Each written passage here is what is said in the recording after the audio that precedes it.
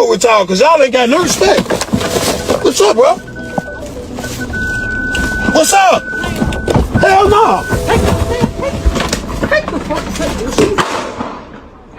On August 13th, 2025, Tugg's life was taken in a way no one could have imagined.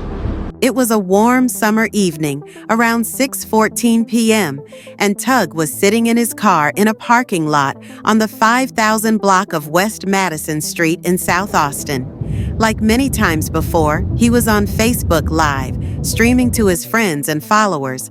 For Tugg, going live was a way to connect, to share a piece of his day, maybe to promote an event, or just chat.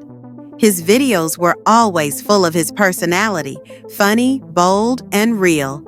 In the video, Tugg was relaxed, talking to his viewers as if they were right there with him.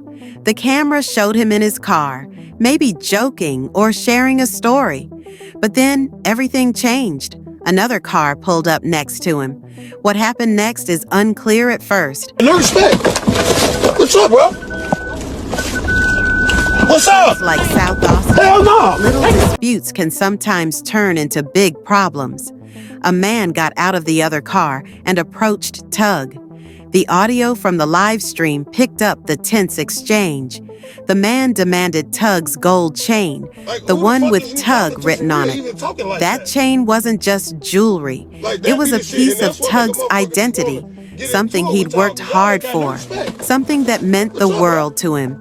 Tugg didn't back down. "Who the hell are you talking to?" he said, his voice sharp and fearless. That was Tugg, never one to let someone disrespect him. But the situation escalated fast. The man didn't stop. Tugg, realizing the danger, said, "Take the freaking chain." He scrambled out of the car, trying to get away. The camera was still rolling, but Tugg was out of sight now. Then a gunshot rang out loud and sharp. People watching the stream heard it, followed by the sound of a car speeding away. A voice in the background screamed, "Hey, Tugg!" in panic, as if they couldn't believe what had just happened. Tugg stumbled back into the frame of the video, clutching his chest. He'd been shot. He collapsed, and the stream kept going, capturing the chaos as bystanders tried to help. Paramedics arrived quickly and rushed Tugg to Mount Sinai Hospital, just a few miles away. But it was too late. The bullet had hit his chest, and despite the doctor's efforts, Tugg passed away soon after reaching the hospital. The Cook County Medical Examiner's office later confirmed that he died from a single gunshot wound. Keven Tugg Watson was a 42-year-old man from Chicago, known to everyone as Tugg. This nickname wasn't just a name. It was a reflection of his personality, warm and magnetic, pulling people toward him like a gentle tug on a rope. Tugg lived in South Austin, a neighborhood on Chicago's west side, where life could be tough, but he brought light to those around him. He was a father, a friend, a promoter, and someone who lived big, with a loud laugh and a bold spirit. But on August 13th, 2025, his life was cut short in a moment of shocking violence, captured on a Facebook Live video that spread across the internet. This is the full story of Tugg's life, his tragic death, and the impact he left behind, told in simple words to honor his memory. Keven Watson was born and raised in Chicago, a city known for its vibrant culture, but also its challenges, especially in neighborhoods like South Austin. Not much is known about Tugg's childhood from public records, but those who knew him say he grew up surrounded by family and friends who shaped his big personality. South Austin, like many parts of Chicago's West Side, faced struggles with poverty, crime, and limited opportunities. Yet Tugg found ways to stand out, even in a place where life could feel heavy. As a young man, Tugg was full of energy. Friends described him as someone who could make anyone smile. He had a way of making people feel seen, whether through a joke, a kind word, or just his presence. He wasn't perfect, Nobody is, but he was real. He spoke his mind, stood up for himself, and didn't let anyone push him around. That strength, mixed with his warmth, made him a person people remembered. Tugg was also a proud father. His children were the center of his world, and he worked hard to be there for them. On social media, he'd share moments with his kids, showing off their smiles or talking about how much they meant to him. Being a dad wasn't just a role for Tugg, it was who he was. He wanted to give his kids a better life than the one he'd known, and he poured his heart into them. Tugg wasn't just a family man, he was a hustler in the best way. He worked as a promoter, likely in Chicago's music or party scene. Promoters are the people who bring others together, organizing events, spreading the word, and making sure everyone has a good time.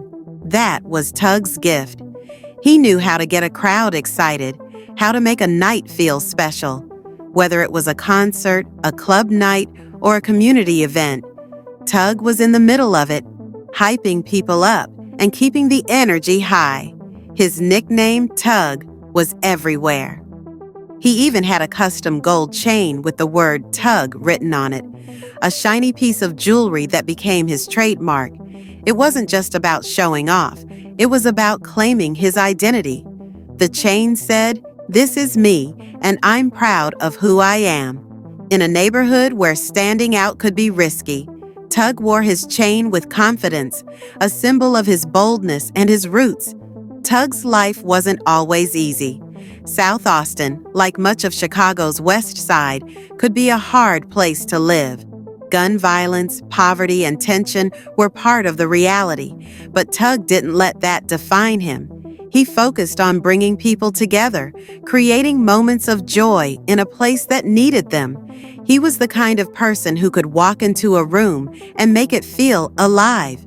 The Facebook Live video, which lasted just a few minutes, spread across the internet like wildfire. By the next day, it had been viewed over 2.5 million times. For those who knew Tugg, watching it was like living a nightmare. Friends who were tuned in during the stream said it felt unreal, like something out of a movie.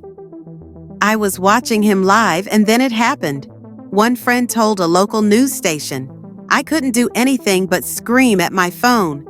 The video was raw and unfiltered, showing the harsh reality of violence in Chicago. It wasn't just a news story, it was Tugg's life, ended in front of thousands of viewers. People shared the video, posted about it, and talked about it online. It sparked anger, sadness, and questions about why this had to happen. For Tugg's family, the video was a painful reminder of their loss, but it also became a way to demand justice. They wanted the world to see what had been taken from them. The Chicago Police Department, CPD, investigated the shooting as a robbery. They believed the man who shot Tugg was after his chain, which was found discarded at the scene. That detail made the tragedy even more senseless. Someone killed Tugg over a piece of jewelry, then didn't even take it. The police said the shooting didn't seem to be gang-related, which ruled out one possible motive. Instead, it looked like a random act of violence, the kind that happens too often in Chicago. Tugg's family was devastated. His sister, Shamika Watson, spoke to reporters about her brother, her voice full of pain. "That chain made him a target," she said. "He was just living his life, and they took it for something so small." Shamika and the rest of the family couldn't understand why someone would kill Tugg over a chain, something that meant so much to him but was worthless to the killer. Tugg's brother was even more outspoken. In videos that went viral online, he poured out his anger and grief, promising that the family would keep pushing for answers. "We're not stopping until we find who did this," he said, his words raw and powerful. The family's pain was shared by hundreds of others who knew Tugg, from close friends to people he'd met only once. Everyone had a story about how Tugg had made them laugh, helped them out, or just made their day better. Tugg's children were hit the hardest. Losing their father left a hole in their lives that nothing could fill. Friends and family rallied around them, promising to keep Tugg's memory alive for them. But no amount of love could replace the dad who'd been there for every school event, every birthday, every moment that mattered. Tugg's death wasn't just a loss for his family, it was a loss for South Austin and beyond. His funeral, held a few weeks after the shooting, showed just how many lives he'd touched. The church was packed, with people standing in the aisles and spilling out into the street. The repast, a gathering after the service, was even bigger, with hundreds coming to share stories, cry, and celebrate Tugg's life. The funeral wasn't just sad, it was a party in Tugg's style. People played his favorite music, shared his favorite jokes, and remembered the way he could light up a room. It was like Tugg was there with us, one friend posted online. He would have loved seeing everyone together like that. The outpouring of love showed how much Tugg meant to his community. He wasn't just another name in the news. He was a son, a father, a friend, a promoter, a spark. But the grief also turned into anger and action. Tugg's death became a rallying cry for people tired of losing loved ones to gun violence.